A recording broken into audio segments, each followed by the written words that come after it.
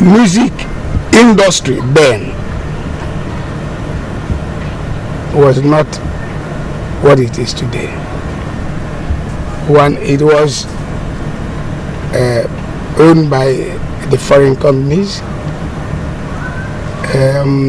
There were not many companies that record in Nigeria. Then you had Philips West African Record, Decca, and later we have EMI.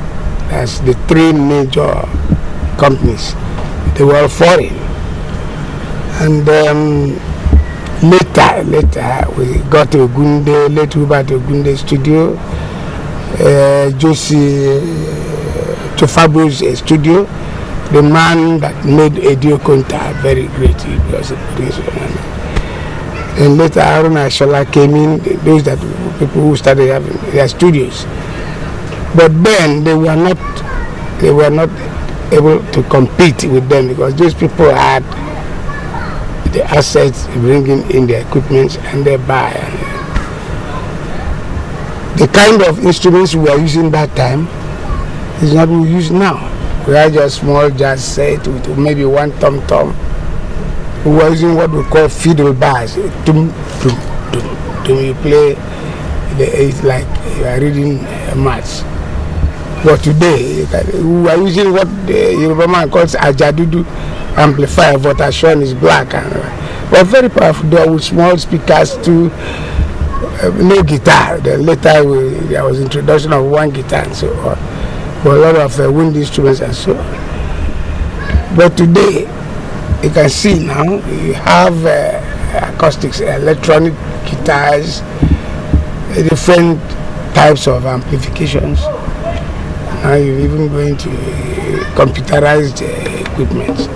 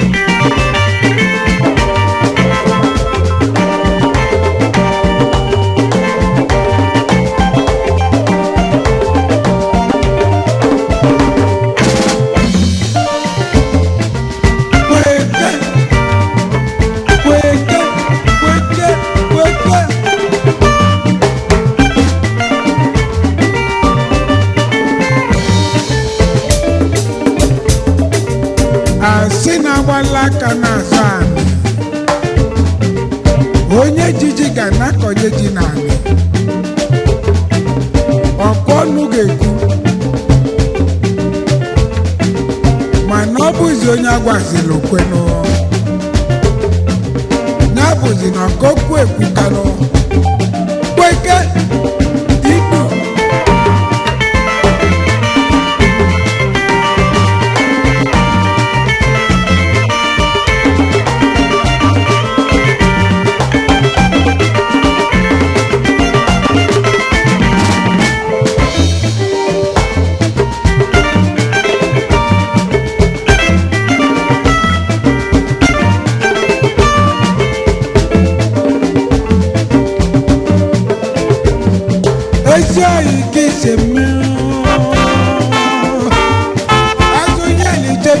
Tebenu onye mara okporo abụọ jide ni alise nọ amazi n'Igbo ke mana okade ya onye na tebenu onye akpọnye buzi n'ukedu sigano anyị dị n'izugbo ikili anyị abụta n'iwu anyị jụbanụ ụmụ nkili anyị bụzi kedugo sigano oyima ọ bụzi ka izemenụ oyima ọ bụzi ka izemenụ oyima ọ bụzi ka izemenụ oyima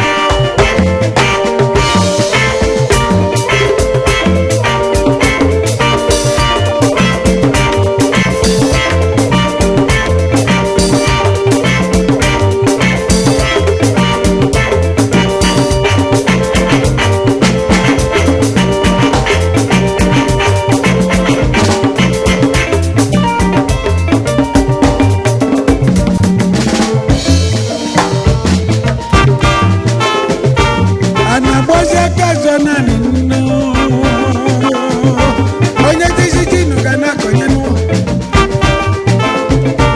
okwu onye bụziri ekwu n'udonu onye mena ndonu legibu gabazenu n'ilonu inechisienu gọmọzienu onyenu ọbụkọbụla osiri ibugozinu n'ọbasi ezi oyi mmụọ bịabanụ oyima